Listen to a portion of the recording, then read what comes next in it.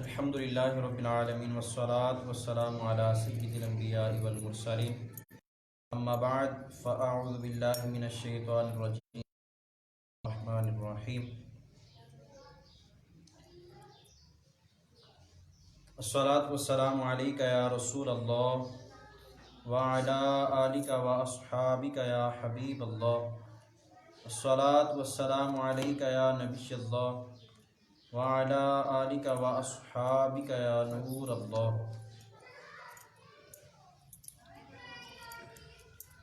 نبی کریم رؤوف رحیم تاجدار مدینہ صلی اللہ تعالی علیہ وسلم کا فرمان عالی شان ہے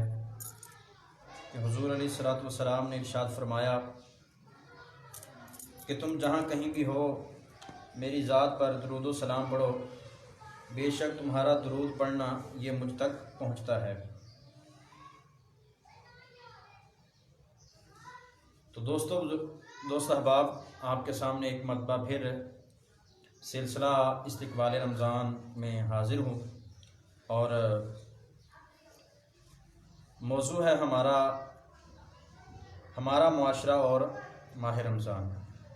آج اس میں ہم جانیں گے کہ ہمارا معاشرہ رمضان کو کس نظر سے دیکھتا ہے، ہمارا معاشرہ ماہ رمضان کو کس نظر سے دیکھتا ہے اور کس طرح گزارنے کی کوشش کرتا ہے۔ لیکن ابھی ہم یہ دیکھیں گے کہ ہمارے معاشرے میں رمضان کو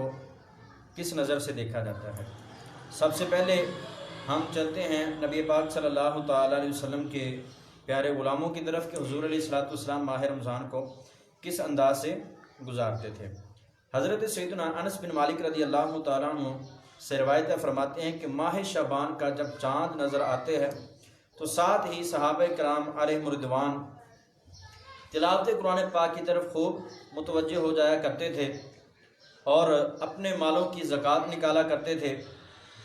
اور تاکہ جو غرباء اور مساکین لوگ ہیں وہ بھی ماہ رمضان مبارک کے روزوں کی تیاری کر سکیں۔ اور جو بادشاہ حکام لوگ ہوتے تھے وہ قیدیوں کو بلاتے اور جن پر حد ہوتی ان پر حد لاگو کرتے، اور جن کو بہتر سمجھتے ان کو جو ہے وہ آزاد کر دیتے تھے۔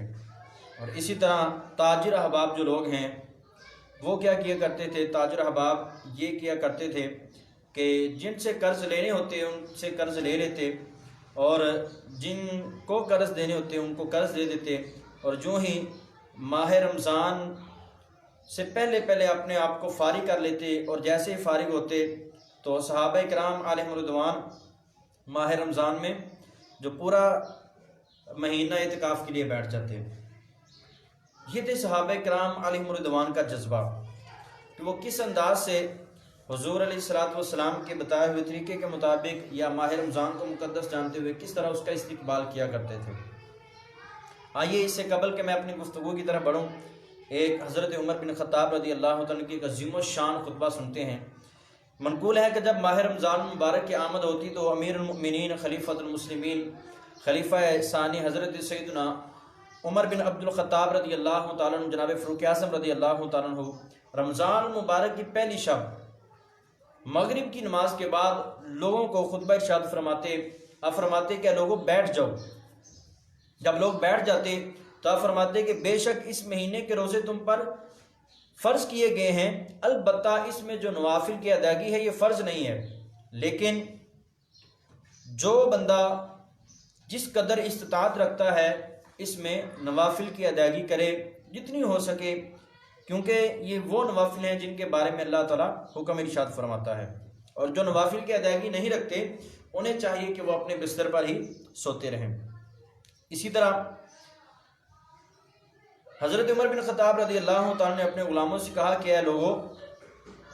اس بات سے ڈرو، یہ مت کہو کہ وہ بندہ روزے رکھے گا تو میں روزے رکھوں گا، وہ نوافل پڑھے گا تو میں نوافل پڑھوں گا، کیونکہ تم نے جو کام بھی کرنا ہے یہ اللہ رب العزت کی رضا کے لیے کرنا ہے۔ اور تم میں سے ہر ایک بندے کو معلوم ہونا چاہیے کہ جو بندہ نماز کے انتظار میں رہتا ہے اسے اس طرح کا ثواب ملتا ہے جس طرح وہ نماز میں ہی ہے۔ اور یہ ایک پھر آپ نے 2 سے 3 مرتبہ یہ ارشاد فرمایا کہ اللہ کے گھروں میں فضول باتیں کرنے سے بچے رہو۔ اور پھر 3 مرتبہ ارشاد فرمایا الا یتقدمن الشہر منکم احد، کہ خبردار تم میں سے ہرگز کوئی اس ماہ رمضان کو فضول مت گزارے۔ میرے پیارے ناظرین کرام، اب دیکھتے ہیں یہ 2 روایتیں ہم نے سنی ہیں اور اس پر ہمارے معاشرے کا کتنا عمل ہے۔ سب سے پہلے حضرت انس بن مالک رضی اللہ عنہ کی حدیث مبارکہ کو لیتے ہیں کہ جیسے ہی ماہ شعبان کا چاند نظر آتا تو صحابہ کرام تلاوت قرآن پاک کی طرف متوجہ ہوتے۔ وہ کیوں متوجہ ہوتے؟ کہ نبی پاک صلی اللہ تعالی علیہ وسلم کا فرمان علی شان ہے کہ جو رجب ہے یہ جو نیکیوں کا بیج بونے کا مہینہ ہے، اور جو ماہ شعبان ہے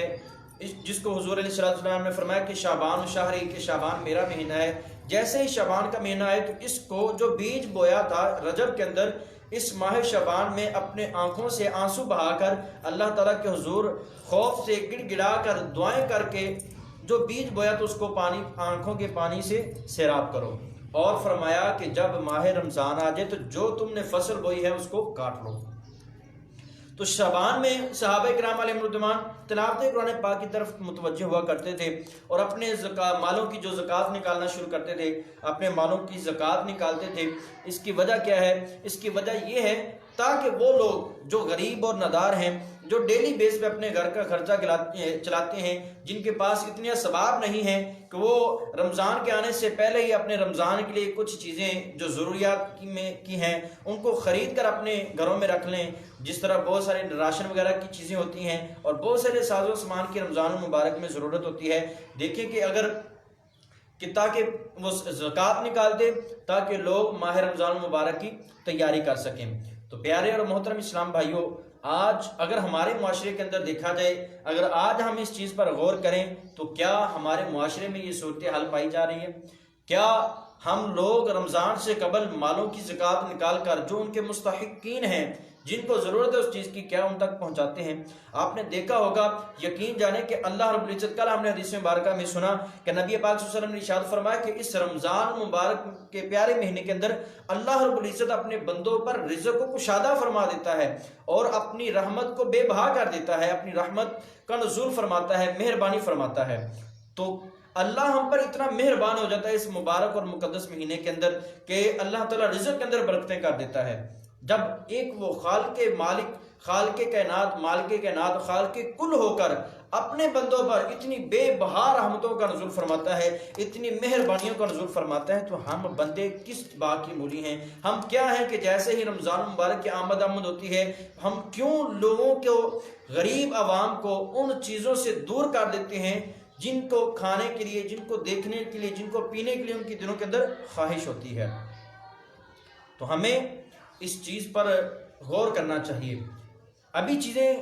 اب آج کے دن، ابھی رمضان آنے میں 3 دن 4 دن باقی ہیں، تو آج کے دن میں آپ بازار کے اندر سے جو چیزیں ہیں نا ان کی لسٹ بنا لیں، ان پر اپنا ان کا ریٹ لکھ لیں کہ آج کے دن میں یہ چیز کتنے روپے کلو مل رہی ہے۔ مثال کے طور پر ابھی کچھ سبزیاں بہت ہی زیادہ 30 روپے، 40 روپے، 50 روپے کلو مل رہی ہیں۔ یہ کھجوریں 150 200 روپے کلو مل رہی ہیں۔ اسی طرح جناب والا دیکھا جائے لیمو ہیں، یہ 100 120 روپے کلو مل رہے ہیں۔ اور جیسے ہی رمضان سٹارٹ ہوگا، رمضان شروع ہوگا، تو ہم لوگ کیا کریں گے؟ ہمارا یہ ذہن کیسا ہوگا؟ ہم کیا دیکھیں گے؟ جیسے رمضان شروع ہوگا ہم دیکھیں گے کہ رمضان مبارک کے اندر یہی لیمو جو 120 روپے 100 روپے مل رہے ہیں، رمضان کے بابرکت عظیم و شان مہینے کے اندر یہی لیمو آپ کو 200 روپے 250 روپے 300 روپے کلو ملیں گے۔ اسی طرح اگر دیکھا جائے جو چیزیں آپ کو مل رہی ہیں، جو سبزیاں آپ کو کم قیمت میں ابھی مل رہی ہے، 4 سے 5 دن بعد یہی آپ کو 100 روپے 80 روپے 120 روپے 150 روپے 200 روپے تک کلو ملے گی۔ کیا مسلمان کا حال یہی رہ گیا ہے کہ جب اللہ تعالیٰ اس مقدس مہینے میں ہم پر اتنی لطف و مہربانی کرتا ہے، اتنا کرم کرتا ہے، اتنی ہمارے لیے آسانیاں کرتا ہے کہ ہم ایک نیکی کریں رب 70 گنا ثواب عطا فرماتا ہے، اور بندہ روزہ رب کی رضا کے لیے رکھے تو رب فرماتا ہے کہ اجر میں کل قیامت والے دن خود دوں گا، کیونکہ بندہ میرے لیے روزہ رکھتا ہے۔ جب اللہ مالک کریم اتنا بندوں پر مہربان ہے تو بندے اتنے دجال کیوں بن جاتے ہیں؟ بندے اتنے بزدل سنگ دل کیوں بن جاتے ہیں؟ بندے عوام کو لوٹنے کی کوشش کیوں کرتے ہیں؟ یہی مسلمان اگر غیر مسلم کنٹری کے اندر رہ رہے ہوں تو آپ نے دیکھا ہوگا، لوگوں کی زبانوں سے آپ نے یہ مثال سنی ہوگی کہ ہم فلاں کنٹری میں رہتے ہیں، وہ کنٹری مسلمانوں کی نہیں ہے، وہ ملک مسلمانوں کا نہیں ہے، وہاں پہ جو بڑے بڑے سٹورز وغیرہ ہوتے ہیں وہ مسلمانوں کے نہیں ہیں، لیکن وہاں پر کیا ہوتا ہے کہ جیسے رمضان آتا ہے وہ لوگ مسلمانوں کے لیے، ہم مسلمانوں کے لیے اشیاء سحری و افطاری کی چیزیں پیک کر کر رکھ دیتے ہیں سٹوروں پر، اور وہاں پر لکھ کر لگا دیتے ہیں کہ فور دا مسلم، یہ مسلمانوں کے لیے اور بالکل فری ملتی ہے، یہ مسلمانوں کے لیے فری ہے، مسلمان فری لے جا سکتے ہیں، لوگ لے کر جاتے ہیں۔ یہ غیر مسلم کنٹری کی بات کر رہا ہوں، غیر مسلم ملکوں کی بات کر رہا ہوں کہ وہاں پر اللہ رب العزت کو نہ ماننے والے، نبی پاک صلی اللہ علیہ وسلم کا کلمہ نہ پڑھنے والے ماہ رمضان کے اندر مسلمانوں کی اس قدر ہیلپ کرتے ہیں، مسلمانوں کی اس طرح مدد کرتے ہیں کہ حلال چیزیں ان کے لیے الگ سے رکھ دیتے ہیں نکال کے کہ مسلمان آ کر کھا لیں۔ لیکن ایک ہمارے ہے جو اسلامی جمہوریہ پاکستان ہے، جس کو ہم کہتے ہیں کہ یہ آزاد مسلم ملک ہے، یہ آزاد مسلمانوں کے لیے ایک کنٹری ہے اور یہاں پر مسلمان آزادانہ زندگی گزار سکتے ہیں، تو کیا آج اس مسلمان ملک کے اندر ایک مسلمان ملک دوسرے مسلمان کو کس طرح لوٹ رہا ہے؟ کتنی مسلمانوں کی ہمدردی کی جا رہی ہے، کتنی مسلمانوں کو سہولیات دی جا رہی ہے کے اندر وہ لوگ اس کا ادب و احترام کریں اور لوگوں کے تک چیزوں کی رسائی پہنچ سکے۔ آج غریب بندہ غریب سے غریب تر ہوتا جا رہا ہے اور اچھی سے اچھی چیز غریب کی پہنچ سے دور ہوتی جا رہی ہے۔ اس کی وجہ کیا ہے؟ ہمارے دلوں کے اندر ماہ رمضان مبارک کا جو تقدس ہے، ماہ رمضان مبارک کی جو عزت ہے، شاید ہم اس کے مقام و مرتبے کو اپنے دل سے نکال چکے ہیں۔ یہ تو تھا صدقہ خیرات کرنے کے حوالے سے کہ یا پھر صحابہ کرام کا یہ تو طریقہ کار تھا کہ وہ اللہ تعالیٰ تو مہربان ہو جاتا ہے لیکن بندے بندوں پر مہربانی نہیں کرتے، رب بندوں پر کرم فرماتا ہے لیکن بندے دوسروں پر کریم نہیں بنتے، اللہ تعالیٰ تو اتنی آسانیاں دیتا ہے لیکن بندے آسانیوں مسلمان کو آسانی نہیں دیتے۔ دوسری طرف چلے جائیں، دیکھیں اب ہمارے اس معاشرے کے اندر رمضان مبارک کو کس نظر سے دیکھا جا رہا ہے۔ پہلے بڑے دیکھیں جی رمضان آئے رمضان آئے رمضان آئے رمضان آئے، یہ بات چل رہی ہوتی ہے، اور جیسے رمضان آتا ہے، رمضان کس لیے آنا چاہیے جی؟ دیکھیں رمضان آئے گا، ہم روزے رکھیں گے، ہم نوافل پڑھیں گے، تراویاں پڑھیں گے اور ذکر اذکار کریں گے۔ جیسے رمضان آیا جی حضرت روزے رکھو، نہیں حضور میرے پیٹ میں درد رہتی ہے، میرے سر میں تکلیف ہے، میں اتنی طاقت نہیں ہے، اور پھر جعلی قسم کے ڈاکٹروں سے لکھوا لیتے ہیں کہ حضرت یہ دیکھو میں روزے رکھنے کے قابل نہیں ہوں۔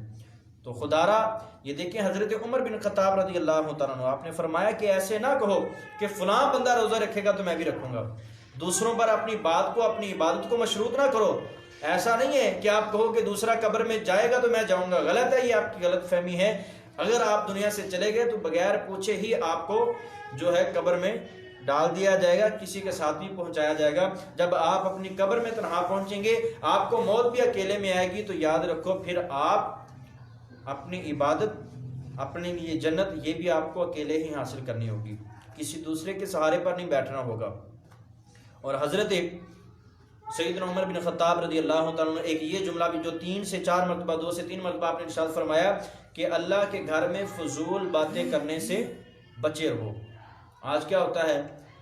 پورے رمضان مبارک کے مہینے کے علاوہ دیگر جتنے بھی 11 مہینے ہیں، ایک تو نمازی نہیں ہوتے، کم ہوتے ہیں، 1 صف 1.5 صف، بڑی مشکل سے 2 صف 3 ہو جاتی ہیں، لیکن اتنا شور شرابہ نہیں ہوتا، اتنی، کیونکہ لوگ آتے ہیں نماز پڑھ کے چلے جاتے ہیں۔ لیکن جیسے رمضان آتا ہے تو پھر اس طرح لوگ مساجد کا حال کرتے ہیں۔ الامان والحفیظ، اللہ رب العزت ہمیں پناہ دے کہ لوگ اس مہینے کو مسجد کے اندر جب گزارتے ہیں تو مسجد کے تقدس کا لحاظ نہیں ہوتا۔ کوئی بندہ کہتا ہے جی دیکھیں فلاں کام نہیں ہویا، کوئی بندہ کہتا ہے کہ یہ نہیں ہو رہا، دیکھو صفائی نہیں ہوئی، یہاں پہ چٹائی نہیں بچھی، یہاں پہ یوں نہیں ہوا، امام صاحب نے مسجد کھولی، یوں ہوا یوں ہوا یوں ہوا۔ تو ایسا نہیں کرنا چاہیے، ہمیں ماہ رمضان مبارک ہمارے معاشرے کو بڑے ادب و احترام کے ساتھ گزارنا چاہیے۔ یہ معاشرہ مسلمانوں کا ہے پاکستان کے اندر، اور پاکستان ایک مسلمان ملک ہے جس کے اندر مسلمان رہتے ہیں، اور مسلمان ماہ رمضان مبارک کو بڑا ہی عظیم و شان جانتے ہیں، اس کے بہت ادب و احترام کرتے ہیں۔ آج ہمارے معاشرے میں کیوں ماہ رمضان مبارک کے تقدس کو پامال کیا جا رہا ہے، کیوں ماہ رمضان مبارک کی عظمت کو نہیں سمجھا جا رہا؟ آج اسی ماہ رمضان مبارک کے اندر لوگوں کی پہنچ سے جو ضروریات کی چیزیں ہیں، اشیاء ہیں، ان کو جناب والا غریب لوگوں کی پہنچ سے دور کیا جا رہا ہے۔ تو خدارا اپنے حالات پر کرم کریں، اپنے حالات پر رحم کریں کہ جب اس ماہ مقدس کے اندر اللہ رب العزت پر اتنا مہربان ہو رہا ہے۔ اللہ رب العزت حضور علیہ الصلوۃ والسلام نے ارشاد فرمایا کہ جس نے میری امتی کی ایک پریشانی کو دور کیا تو اللہ رب العزت کل قیامت والے دن اسے عرش کا سایہ عطا فرمائے گا۔ تو کتنی خوش نصیبی کی بات ہے کہ امتی کی پریشانی کو دور کرنا، آج ہم کیا کرتے ہیں؟ ہم امت مسلمہ کے لیے، حضور علیہ الصلوۃ والسلام کے امتیوں کے لیے پریشانیوں کو بڑھا رہے ہیں۔ آج جو چیز ریٹ 10 روپے ہے، یہی رمضان میں 50 روپے، تو کیا جو بندہ غریب مزدور دیہڑی دار بندہ ہے جو سارا دن محنت کرتا ہے، شام کو پیسے لے کر آتا ہے، تو کیا وہ بندہ جو چیز آپ رمضان سے پہلے 10 روپے کی دے رہے ہوں گے، کیا وہ 50 روپے کی خرید سکے گا؟ آج دیکھیں نا ہمارے دسترخوانوں پر کتنی اچھی اچھی نعمتیں ہوتی ہیں۔ آج کوئی مڈل کلاس کا بندہ یا ہائی کلاس کا بندہ ہے، اس کے دسترخوان پر دیکھیں تو اتنی ضرورت سے زیادہ چیزیں پڑی ہوتی ہیں جن کو وہ پوری کھاتا بھی نہیں ہے۔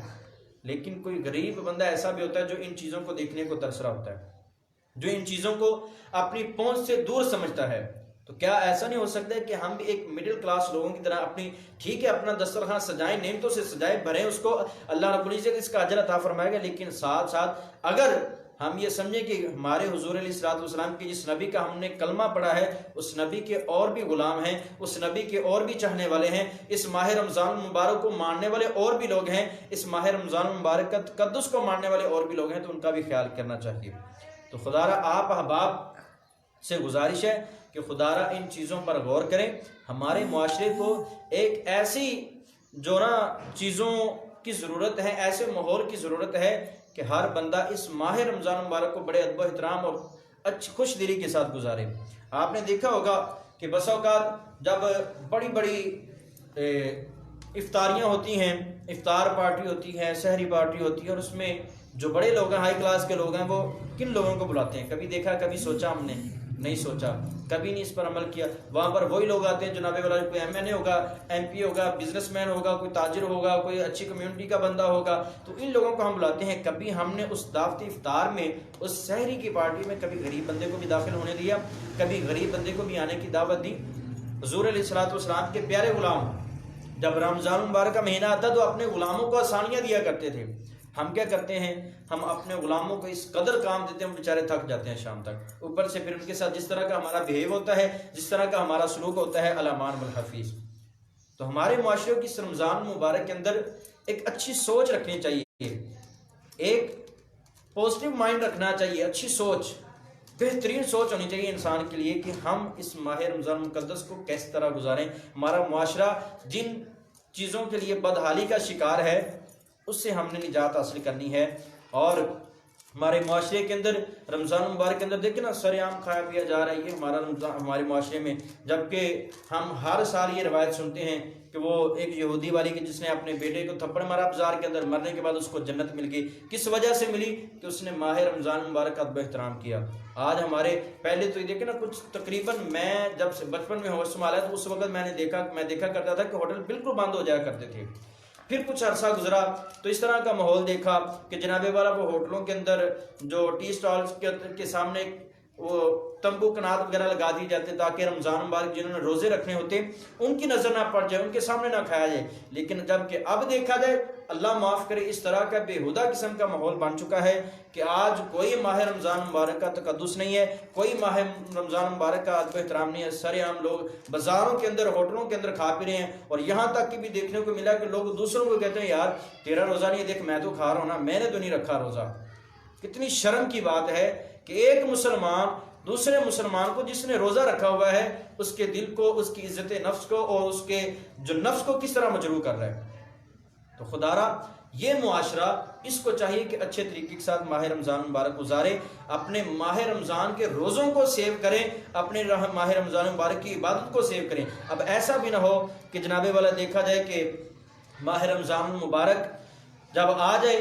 تو اس طرح کی بے حیائیاں کی جائیں، کوئی شرم و حیا نہیں۔ پہلے کے لوگ ہوتے تھے جو ماہ رمضان مبارک کا اس قدر ادب احترام کرتے تھے کہ عورت سارا دن اپنے سر سے دوپٹہ نہیں اتارتی تھی، لوگ بلا وجہ کھاتے پیتے نہیں تھے، بغیر مجبوری کے کھاتے پیتے نہیں تھے۔ اب اگر ماحول کو دیکھا جائے تو جناب والا